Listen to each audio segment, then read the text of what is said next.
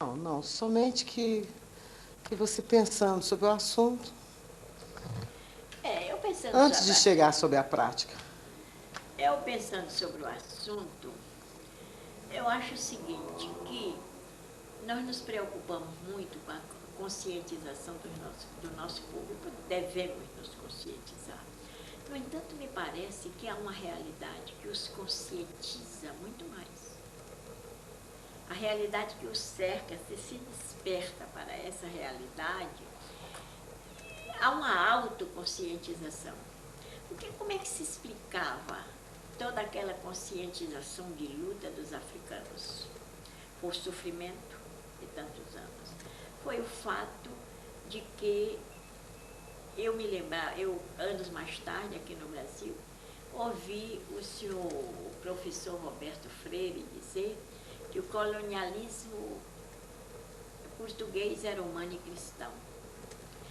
Como eu disse a ele, isso foi uma celeuma, porque a minha palestra era no outro dia, isso foi lá no Recife, eu interrompi e disse que não havia nenhum colonialismo, nem humano, nem cristão, tão humano, que deixou 99% de analfabetos na África, tão cristão, que tirava esses fetos das barrigas das mulheres de Moçambique e os matavam com os pés sujos, calçados nas botas do OTAN.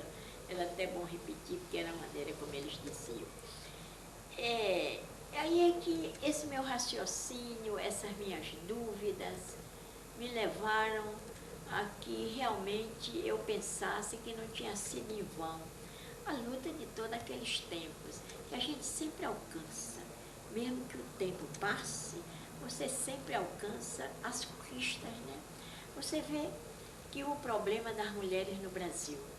Então, toda essa ilação, toda essa correlação de coisas, de fatos, de pensamentos, de reflexão, eu me lembrava que o problema das mulheres no Brasil é um problema que, como é que essas mulheres que não tinham, durante tantos anos, nenhum direito, e de repente elas vão para a rua, e de repente elas fazem greve, e de repente elas se deitam nos trilhos de trens, e de repente elas conquistam uma série de coisas que durante anos e mais anos, durante decênios, não tinham conquistado, não tinham sequer se lembrado daquilo. Por exemplo, o problema da conquista que houve a respeito do direito de voto.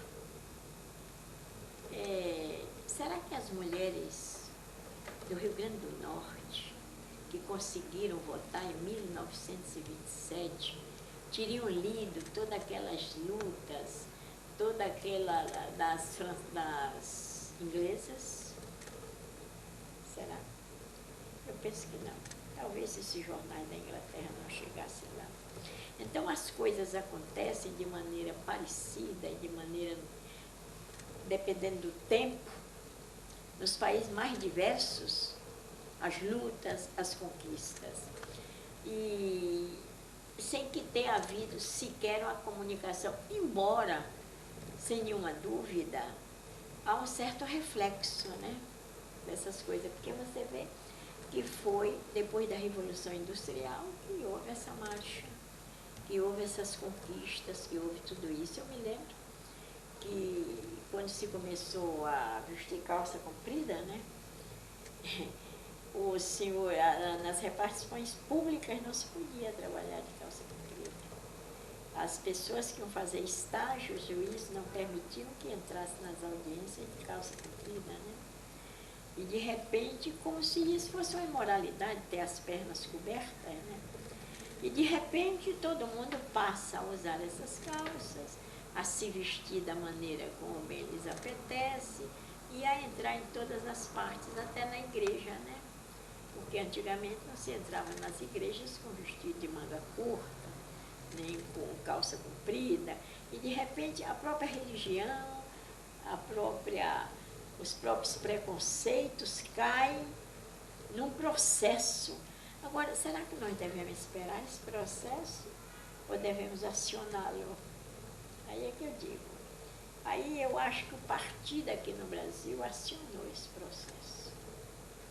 O partido aqui no Brasil desempenhou esse papel. Eu li há pouco tempo na Folha de São Paulo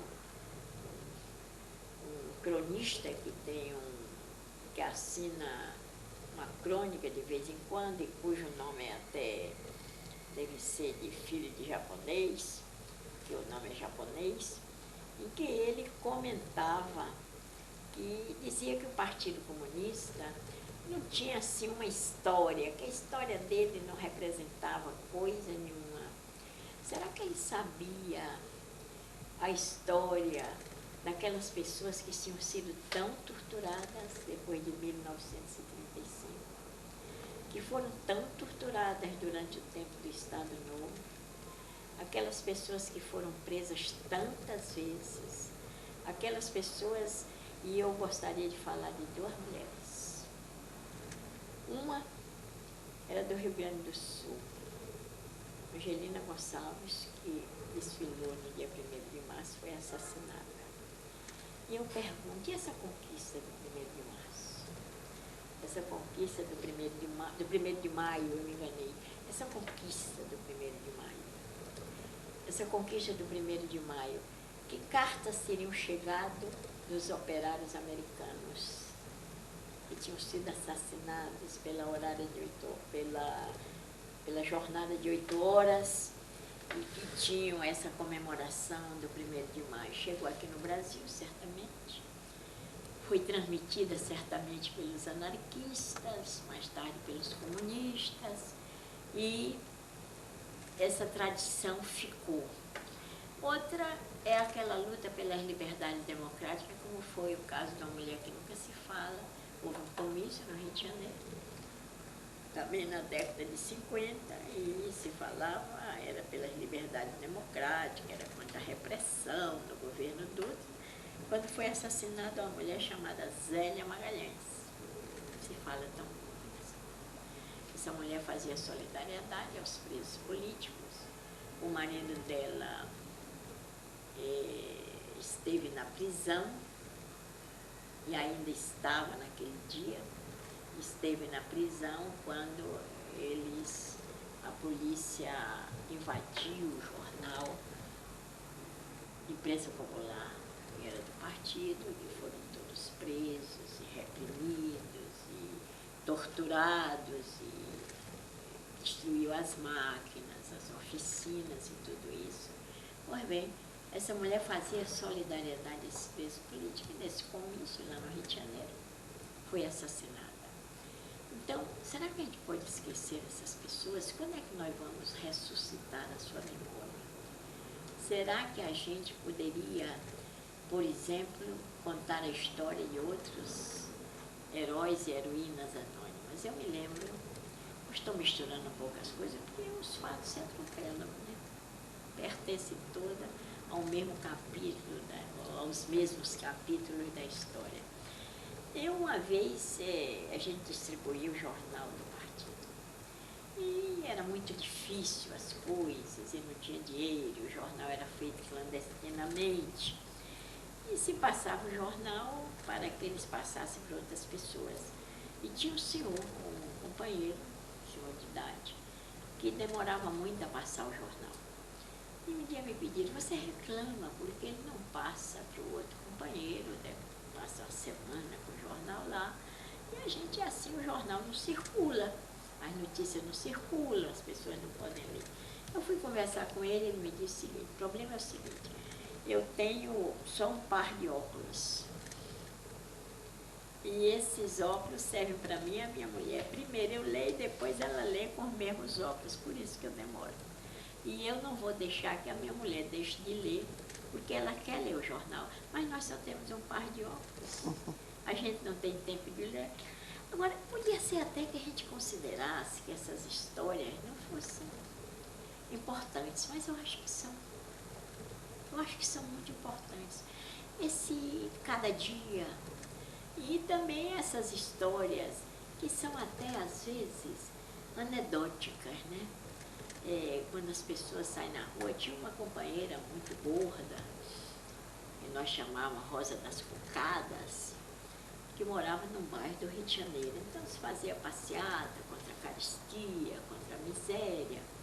E ela então, como era um pouco gorda, ela exagerava um pouco e dizia, olha, lá na minha casa não tem comida, as pessoas não têm comida, as crianças estão passando fome. E tinha aquela jocosidade dos populares do Rio de Janeiro que dizia, as crianças não têm fome, não têm comida porque você é gorda desse jeito, sinal de que comeu a comida toda dele, né? Então, essas pequenas coisas assim, que podem até ser anedóticas, e eu acho que até as anedotas, até as ironias, até as coisas, mostram muito o espírito do partido, esse espírito de luta, essa coragem de não esquecer essas coisas, de contá-las, de brincar com as pessoas. Eu não sei, mesmo nas prisões. Há um episódio que eu gostaria de contar de prisão.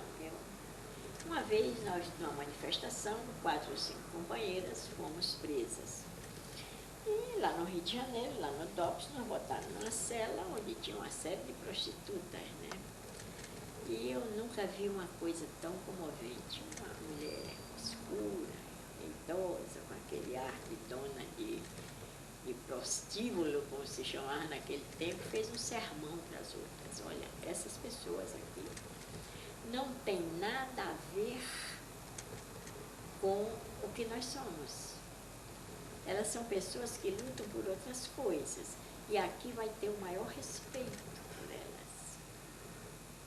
Ninguém vai dizer aqui um palavrão e elas vão ficar aqui com a nossa ajuda, porque vocês não sabem quem são elas, mas elas, talvez, as coisas que ela lute também seja por nós, para não estarmos aqui, nessa prisão.